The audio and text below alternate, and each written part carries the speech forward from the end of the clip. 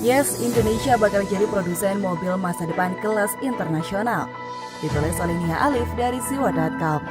Keputusan Jokowi untuk melarang ekspor nikel ke Eropa berbuah manis.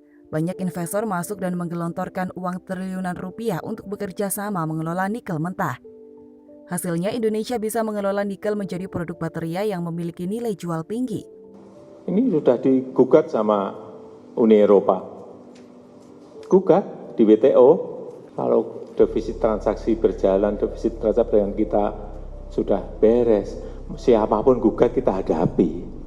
Barang-barang kita, nikel-nikel kita, mau kita ekspor, mau enggak kan suka-suka kita. Apa hubungan baterai dan mobil masa depan buatan Indonesia? Seperti yang diketahui, baterai adalah bahan baku pembuatan mobil listrik di masa depan. Baterai bisa menjadi pengganti bahan bakar minyak yang tak bisa diperbaharui dan tak ramah lingkungan. Kalau hari ini dunia dihadapkan pada tantangan era digital dan teknologi informasi, di era mendatang tantangan dunia adalah menciptakan formula energi baru. Energi yang diolah dari alam seperti sel surya, angin, lautan, dan sebagainya memiliki keterbatasan karena bergantung pada musim, cuaca, dan sebagainya. Beda halnya dengan baterai yang bisa menyimpan energi dan mengkonversinya sewaktu-waktu jika digunakan. Untuk itu, seluruh negara di dunia sedang mempersiapkan energi alternatif ini. Berbicara soal kesiapan Indonesia, keputusan Jokowi untuk mengolah nikel dalam negeri sangat tepat sekali. Hal ini juga disambut oleh Menteri Erick Thohir dengan melakukan holding BUMN termasuk Pertamina untuk membuat mobil listrik. Berita persiapan Indonesia sendiri seperti dilansir Komparan.com, baterai kendaraan listrik siap untuk diproduksi di Indonesia. Sudah ada beberapa komitmen investasi yang diterima Kementerian Perindustrian. Direktur Industri Maritim Alat Transportasi dan Alat Pertahanan atau IMATAP Kemenperin, Putu Juli Ardika mengatakan, Indonesia memiliki ketersediaan sumber daya alam sebagai bahan baku pengembangan baterai kendaraan listrik. Terkait bahan baku jumlahnya mencukupi di Indonesia, seperti nikel dan kobalt. Selain itu, industri kendaraan listrik juga mulai berkembang dan memiliki fondasi pasar di dalam negeri hingga potensi ekspor. Ucapnya dalam keterangan resmi yang diterima Kumparan, Rabu 29 Juli. Soal komitmen investasi, seperti pada sektor refinery, bahan baku baterai kendaraan listrik, ada PT QMB New Energy Minerals telah berinvestasi sebesar 700 juta US dollar di Morowali, Sulawesi Tengah.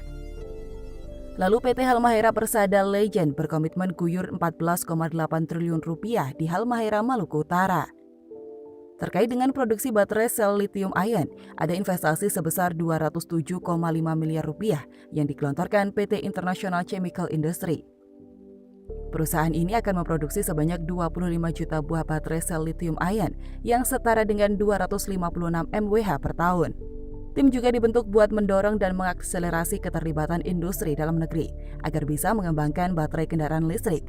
Terdiri dari BUMN di sektor tambang dan energi seperti Mind.id, PT Antam, PT PLN, dan PT Pertamina. Saat ini Kemenperin terus menjalin koordinasi dengan sejumlah pemangku kepentingan, salah satunya dengan Kementerian Lingkungan Hidup dan Kehutanan atau KLHK, terkait pengembangan baterai kendaraan listrik. Salah satu isu utama yang jadi perhatian juga terkait daur ulang baterai lithium ion bekas menjadi bahan baku dalam memproduksi baterai baru. Ini tentu sangat penting, kata Putu, sebagai penyokong produksi bahan baku baterai yang ada di berbagai wilayah. Mereka terus berkoordinasi dengan KLHK terkait upaya daur ulang baterai lithium ion yang aman bagi lingkungan. Akhirnya ini akan menjadi berita bagus untuk negeri ini di tengah krisis akan pandemi corona. Menurut saya pribadi, investasi terbesar manusia ialah ilmu pengetahuan. Percuma saja memiliki sumber daya alam melimpah kalau tak bisa mengolah sendiri. Ini makanya negara-negara Eropa tak pernah ragu menggelontorkan puluhan triliunan untuk beasiswa. Karena mereka yakin para ilmuwan itu yang akan berkontribusi terhadap kemajuan dunia. Saya harap pemerintah kita lebih masif lagi mendukung program-program sekolah lanjutan hingga tingkat profesor. Negara ini bisa dibilang terlambat dalam mengolah kekayaan alamnya sendiri. Untungnya periode kedua Jokowi sudah berjalan ke arah yang benar. Dengan memproduksi mobil listrik kelas internasional, Indonesia bisa menggeser dominasi Jepang dan Korea suatu saat nanti. Inilah makanya kita harus mendukung program pemerintah saat ini. Tak usah terkecoh antek Orba yang menghembuskan isu TKA Cina dan PKI, termasuk isu murahan dari Cikeas. Karena sejatinya masa-masa kedua gurita tersebut tercatat rela menjual kekayaan bangsa untuk asing dan kroninya. Sedang rakyat banyak ditipu mentah-mentah dan dibiarkan sengsara.